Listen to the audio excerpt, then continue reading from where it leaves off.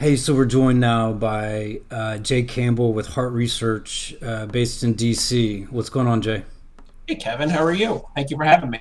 Listen, so really wanted to have you on to talk about some polling and public opinion from a national perspective, both on the Texas stage, but also in the national level. So let's start here in the state.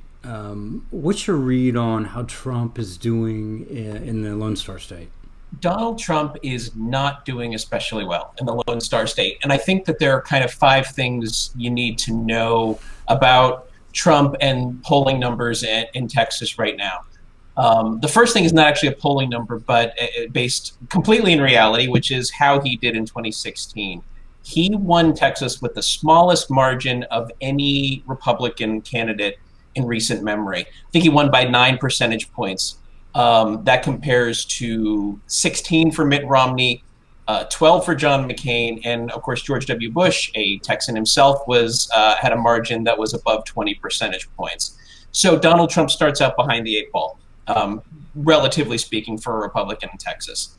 Second point, a recent poll by Quinnipiac University found that he is what we call underwater in polling. His disapproval number is higher than his approval number by only a point.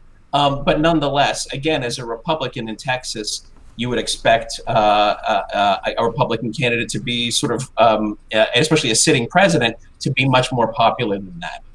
So that's the second point. Third, he is in that same poll running behind Joe Biden in terms of who people say they'd vote for.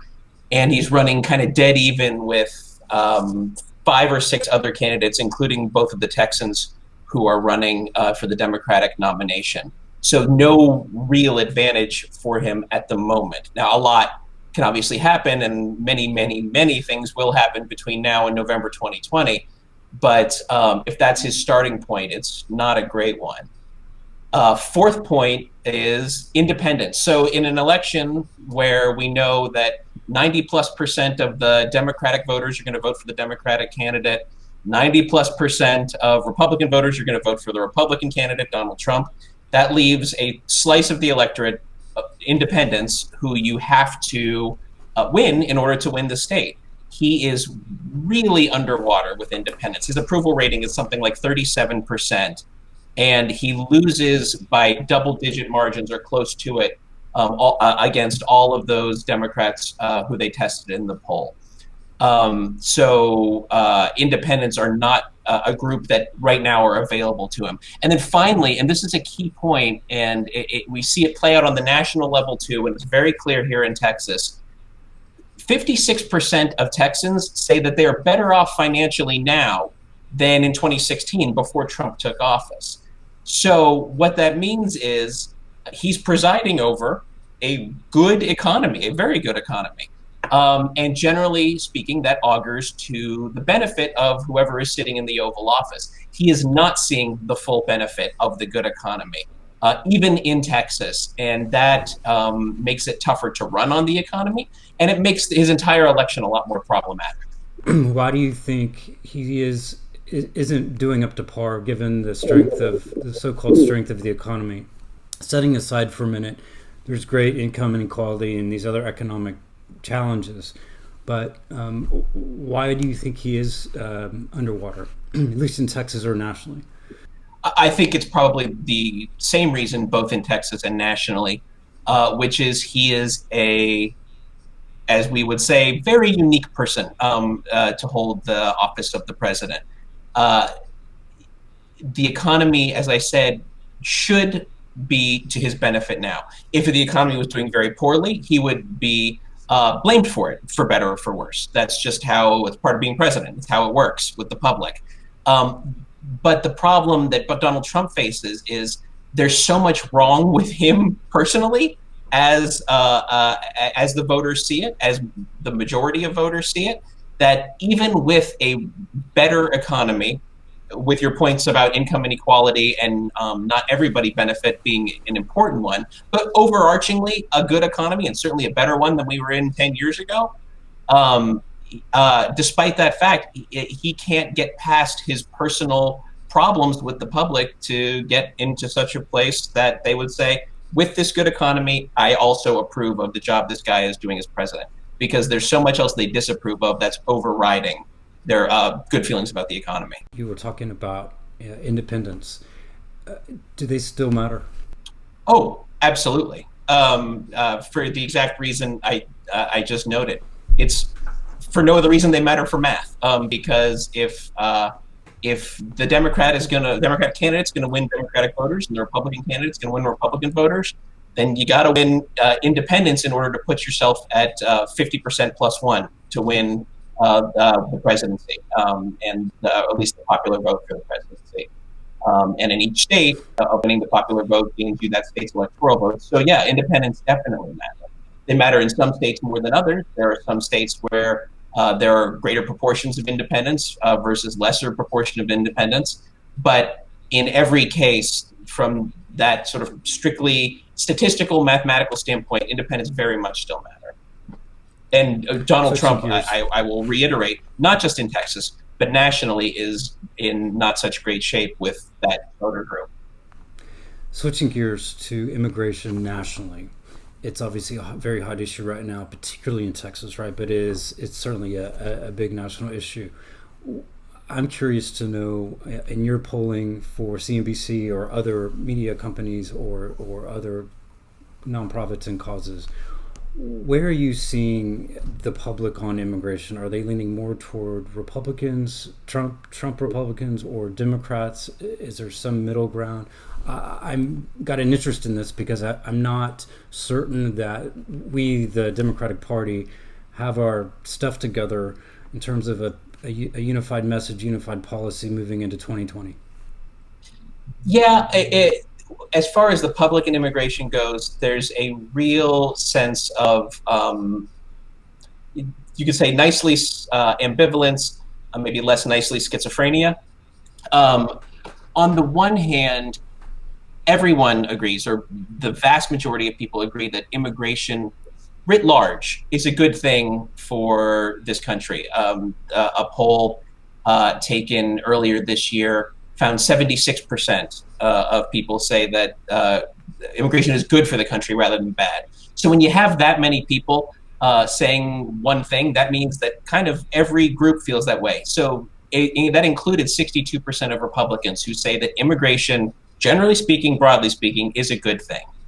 That said, in that same poll, Republicans also said they think there should be fewer immigrants coming into the United States. And that sort of strand of conservative thinking related to immigration is really what's dominating the debate right now. Gallup, in a poll, in this same poll, found more people volunteering immigration as the most important issue facing the country than they have seen in many, many years. I think they said going back to 1993 when they first asked the question. And that's driven almost entirely by Republicans who prioritize it as the main issue for the country that they think is most important, which in turn is driven very much by Donald Trump and his focus on the issue. It's a great base issue for him. There's no question about it. But the problem is it's really not anything more than a base motivator for him. And he's made pretty clear that's good enough for him as far as he's concerned to win re-election, to make sure his base gets out. And therefore, he's focusing on immigration the way that he's been doing so. But it's pretty clear from our polling that it's not going to get him any additional votes that he wouldn't already be getting. By that, I mean, for instance, we had in our poll for CNBC this past May. It was in May. We asked Donald Trump's approval on a range of issues: overall job performance, his approval on the economy, his approval on immigration, his approval on trade, and his approval on dealing with China. Of those five, for some key groups, his approval on immigration was by far his worst rating, particularly with independents and suburban women. So these are two groups, talking about independents again, that he really does ultimately need to appeal to in order to win re-election. And they do not like what they are hearing and seeing from him on immigration. His overall approval was 37% on immigration in that poll. I think other polls have seen it tick up a couple of points since then, so it's around 40% now. Still not great, obviously, roughly in line with what his overall approval numbers are. But it's not an issue that's going to help him very much in his reelection. And what's kind of interesting from a polling standpoint is in that same poll for CNBC, we asked people what they want to see in an immigration system for the U.S. Do they want sort of the current status quo, which is a family-based system? Do they want a merit-based system? And we explained what a merit-based system would look like. Or do they want something that's kind of a roughly equal mix of the two? Most people said that they wanted to be in that third category. They didn't want to abandon family-based immigration overall, nor did they want a strictly merit-based system, but they said some balance would be appropriate. And a roughly another 25% or so said that the merit-based system would be the way they would go. So at the end of the day, we had 7 in 10 Americans saying that they wanted something other than our current immigration system, some kind of change. And that is what, at the time we did the poll anyway, what the Trump administration was really pushing for, a mixed system of family and merit, probably focused more on merit than on family, as they said at the time. But even though, the majority of Americans said that they personally landed there when it comes to the immigration system, he still had this sort of pathetically low approval number. So he's not even making the sale with the American public in a way that they're at least modestly in agreement with him, which, again, not to be a broken record, goes back to the type of person he is, how he communicates, what he says and does, completely overriding anything of actual substance that he may be trying to get across. It just doesn't work for him, and ultimately is gonna, I believe, anyway, hurt him when come November 2020. On this whole racism tweet, these racist tweets, and this huge subtext and this big narrative going across the country, and they're almost embracing the racist mantra. Whether you all have done polling on this, or if you can extrapolate from prior polling, the country rejects that. Is that an accurate assessment? It's so recent. We do not have any polling on this episode specifically. I don't think I've seen anyone have anything on it specifically yet. That said, race is such a fraught issue in this country still today, and every poll that touches on racism or delves into it certainly finds that to be the case.